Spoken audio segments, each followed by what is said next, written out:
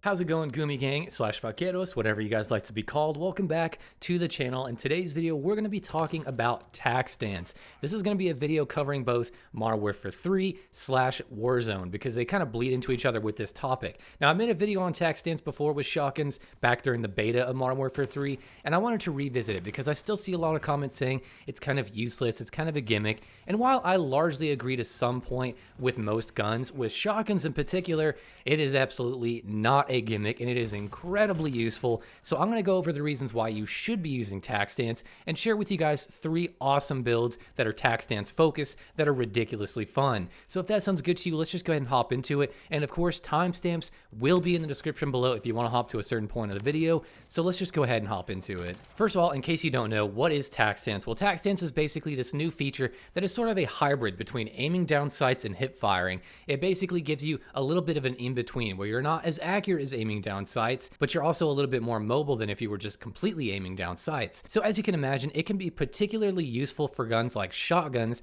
that have sort of one burst of a bunch of pellets rather than just a constant stream of bullets. So we'll start off by going over the reasons that you should be using it for shotguns in particular. The first big one for me is better mobility than aiming down sights. So a lot of these guns in this game have pretty terrible strafe speeds when you're aiming down sights, and for guns like the Lockwood 680, that is no good because you want to be in and out of cover like a cat, and it's incredibly difficult when you move so sluggish. So that's where Tac Stance comes in, because even though you're not going to be as fast as hip firing, you're going to have better mobility than aiming down sights, and you can kit out your gun with Tac Stance spread to make it incredibly accurate. So overall, Tac Stance will give you a lot better mobility than if you were just aiming down sights. Now, of course, hip firing is going to be the best overall, but hip firing tends to be incredibly inaccurate, especially at longer ranges, so having a Tac Stance focused build can really help this out. Another pro to using Tac Stance is that it gives you a very clear sight picture. Now, if you notice when you normally aim down sights, of course, there's a little bit of a zoom in your screen, and also the gun comes up to your face as you would expect.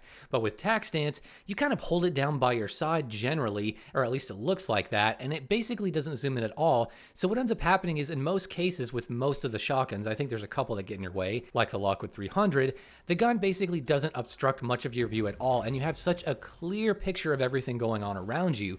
This makes it really useful for people who you play against who like to jump around a lot, who like to slide cancel and all that stuff. When you're in Warzone in particular, having someone that plays like that and having a Tac Stance shotgun like the Lockwood 680 makes it a lot easier to deal with because you can actually track people quite a bit easier, I've noticed, at least in my personal experience. So that's probably the next best thing, is that it gives you such a clear sight picture and there's no gun up in your face. So it's really nice to have. Also, one other small thing is while it doesn't necessarily help with recoil directly, like it doesn't give you better recoil control, it does keep the gun out of your face, like I said before, which can make some builds feel a little bit easier to control because the gun's not up in your face kicking.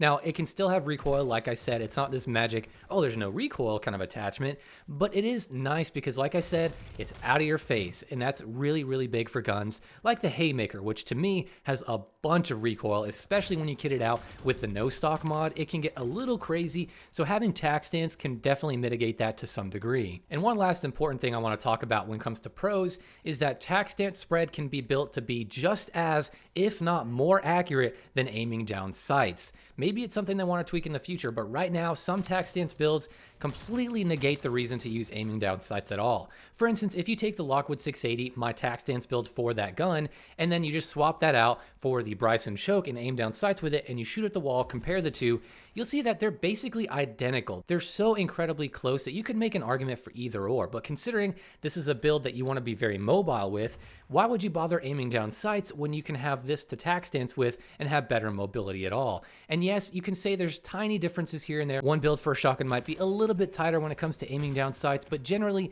they're negligible differences that don't make a huge impact when it comes to your accuracy, and I'd much rather have better mobility utility overall than just having a slightly tighter spread by, I don't know, 0.02% or whatever. That's just kind of an arbitrary number I threw out. Another example is if you use the 410 ball ammo on the Riveter and kit it out for tac stance, you'll notice that the reticle actually looks broken. It looks ridiculous because it's so tight. I don't think this is intentional. This is probably going to get patched at some point because it looks ridiculous and goofy and not very clean, to be honest, but it is really fun to use and it is kind of goofy. So I definitely encourage you guys to at least try it out and have some fun with that, especially in multiplayer where the ball ammo shines a little bit more than compared to Warzone, since in Warzone it's kind of weak. Now I want to show you guys a list I came up with using Excel that basically covers a lot of my favorite attachments to use for tac stance. Keep in mind, this isn't everything, this isn't all of them, but these are some of the notable ones that help to some degree and the ones that I found were my favorites. And the ones that are my favorites are the ones that are highlighted in that little greenish color. As you can see, there's a couple lasers to use and it just depends on which gun you're using them,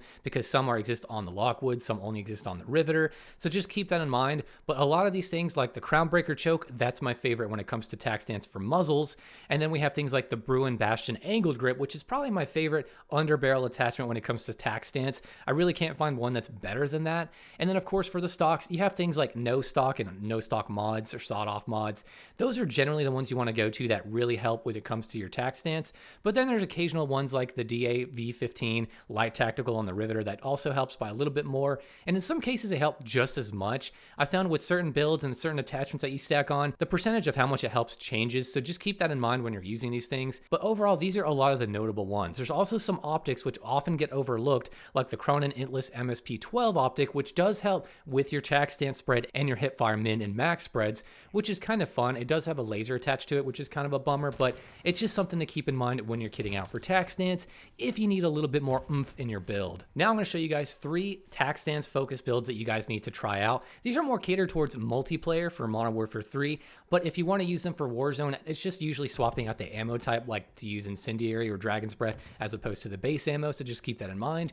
But here we have the Lockwood 680 pellet build focused on tac stance. The big thing here is using the Crown Breaker Choke with the Bruin Bastion Angled Grip. Unfortunately, we can't really spare much else since we need that last barrel, we need the sawed off mod, and we need that light bolt attachment. Then we have the Riveter, which is a little bit more goofy, and here we're going to be using the 410 gauge ball with the Bryson Choke, since this gun doesn't have the Crown Breaker Choke unfortunately, but the Bryson Choke is still good because it does help with your hip fire spread and your tac stance to some degree. Then we have the Bruin Bastion Angled Grip, the SL Razorhawk Laser, and the DA15 Light Tactical Stock. And last but not least is the Haymaker. This one does have the Crown Breaker Choke, and we are using a long barrel. Then of course we're using, you guessed it, the Bruin Bastion Angle Grip with the Verdant Hookbox Laser and the Blitz Tactical Grip. Now again, like I said, these are mainly focused for multiplayer. If you want to use them for Warzone, just take off a grip and put on Dragon's Breath or something like that. It's no real biggie. Just try these out and let me know what you guys think. But overall, these are very solid builds, focused again primarily on tac stance, and tweak them to your liking. If you want another attachment here or a sight or whatever, go ahead and put those on. Just take out one of the attachments and have a ball with it. So is there any reason to actually aim down sights at all? Well, you could actually make that argument surprisingly, because with some attachments like the Bryson Choke and actually having the improved choke that gives you more range, there is some utility to it because it does take only one attachment and you get a huge benefit to your spread, which makes it incredibly tight.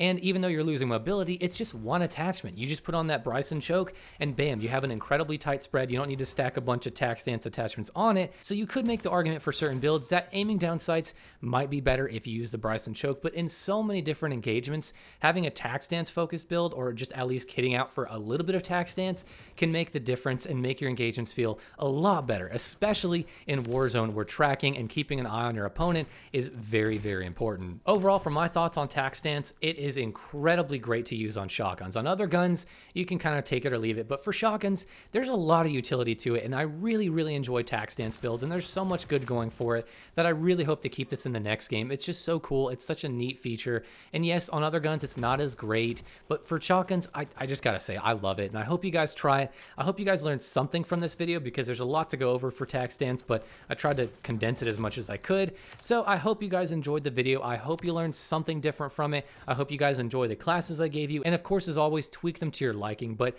now I want to know down below in the comments, what do you guys think about tac stance? Do you think it's still kind of gimmicky even for shotguns? Do you swear by tac stance and think it's one of the best things they've added in the game thus far? And with all that being said, guys, I will see you in the next video.